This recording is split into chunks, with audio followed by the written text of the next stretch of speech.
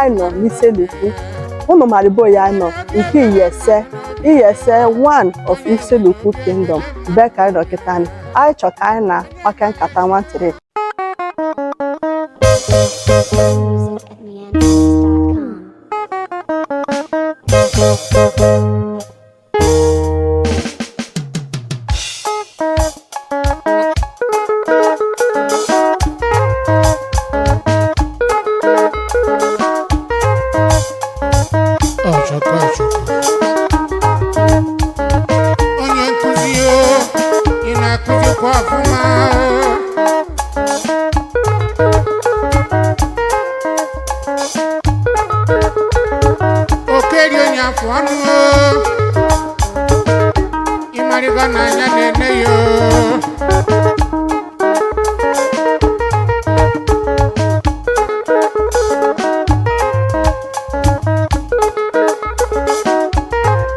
More music at neonvice.com.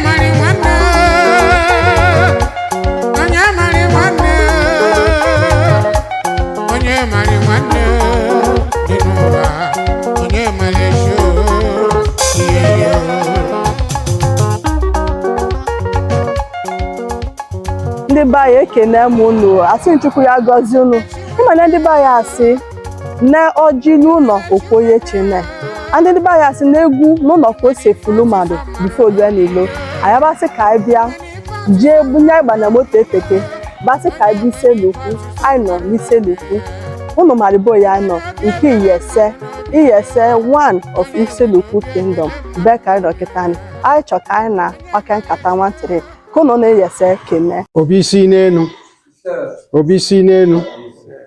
n'enu ogbelani oliwe ogbelani bụ echi ndị ọkpala bisi ise so afa mụ na onwe m bụ iyese of Isele Ukwu Innocent Ashedu ya bụ afa m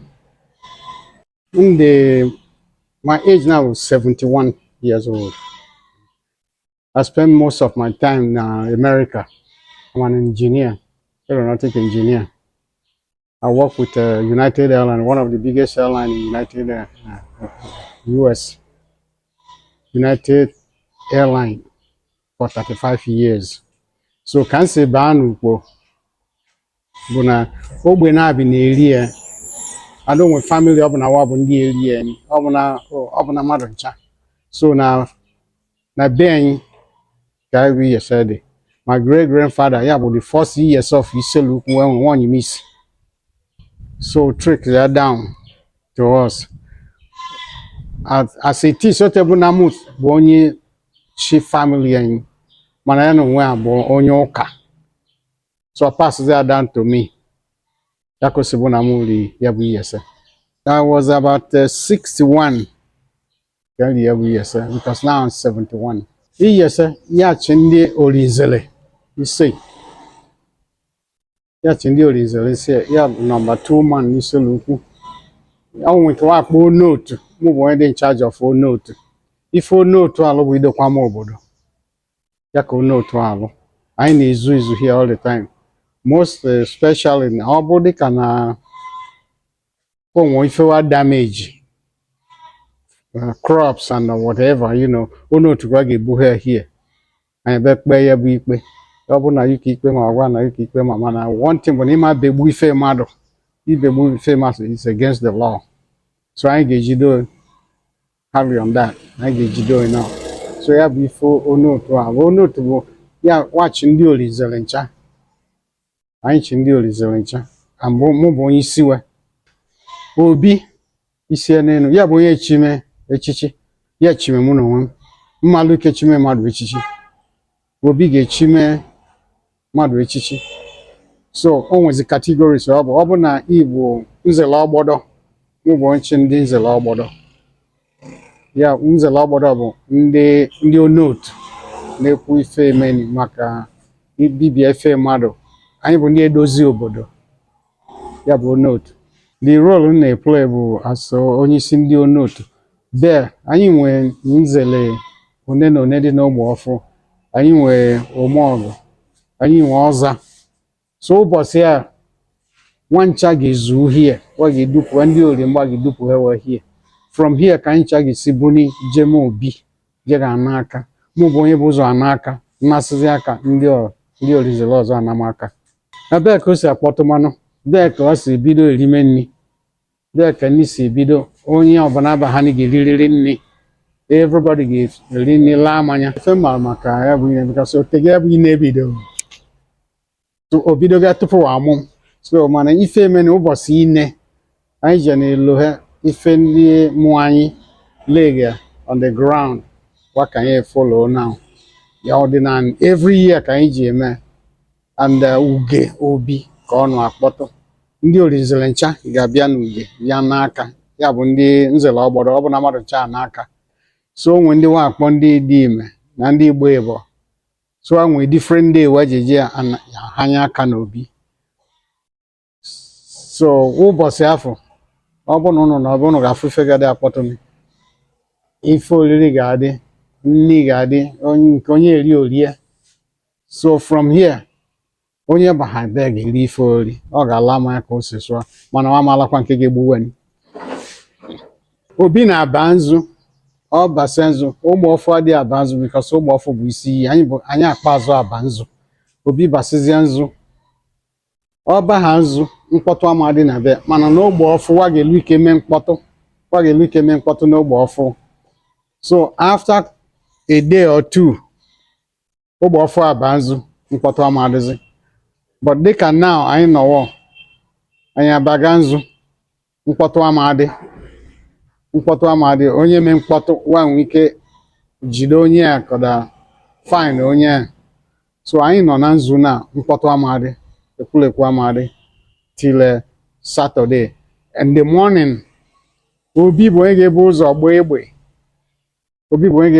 egbe, ọ gbasịa iyesa agba, ya bụ na anyị apụa nzu. From there mkpọtụ adịzi, onye ọbụla akwado mee ya bụ emume na ka o si adịrọ. So ife meni bụ na ọdịnala anyị, ọ bụ na sọ ndị kala anyị kọdara ụmụ agbọghọ kọdara nwaanyị, a nwezikwa the day for ụmụndu anyị ji eme nke ụmụndu dịka ịwaji ụmụndu. So wajiwe anyị nwe special day for that, waji awaji ụmụndu. So ọ bụ na sọ nke ndị kala anyị nwe nke ndị ịkpala ikolo osikwa nke ụmụndu. Yes, so ofufe ka anyị eme, we have to include the children. Ka anyị nwee special day for them, ya ka waji ịwaji ụmụndu, ka ọ makwa na ndị mụwani na-elo ha ife maka wabụ ụmụndu na ya hapụ na wa behind. Ị na-arịọ ndị obodo ọzọ afụfụ ife ISELE UKU eme ọdịnala dọ otege anyị bido, our forefathers were hand to us.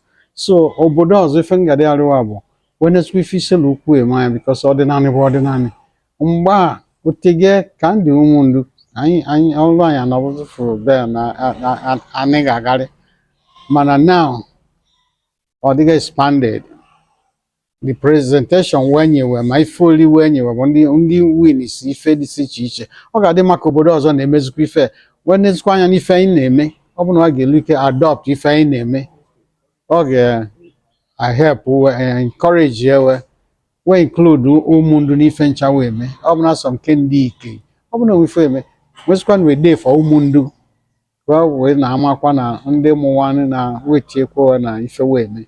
So ya bụ ife na-arịọ ndị obodo ọzọ wa try ya, ọ bụ na ka we emulate ife ISELE UKU because ISELE UKU nọ now the head of everything. Ka we emulate iwe wa try ya na ọ dị mma, mgba ọ dị mma. Ọ bụ na mgba bụ na ka o wee kparịa mmadụ, ọ bụ ọdịnala dọ. Ọ sị na oke kparịa oke ife emezu chee m mgba ka anyị malụ ịkan. Ya we appreciate visit unu a. Chukwu ya gọzie ọnụ, ike ya agwụ n'ọnụ, na-expand on our tradition ka o go worldwide.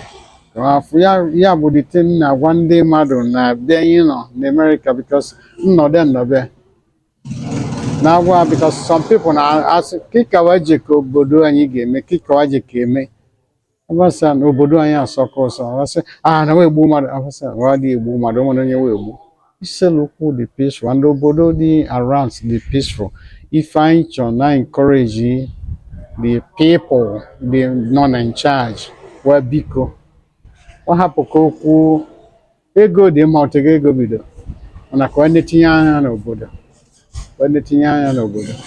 ka wee help anyị because ife na-emesi kịta ọ dị too much wee tinye anya n'ime ka obodo dị mma na obodo dị mma okwenye bie so m na-ekele ndị youth ma ndị vigilante because as a matter of fact a couple of days ago mụ na mụ bụ iyese mụ na wa na ọfịa anyị chụkọ ndị Hausa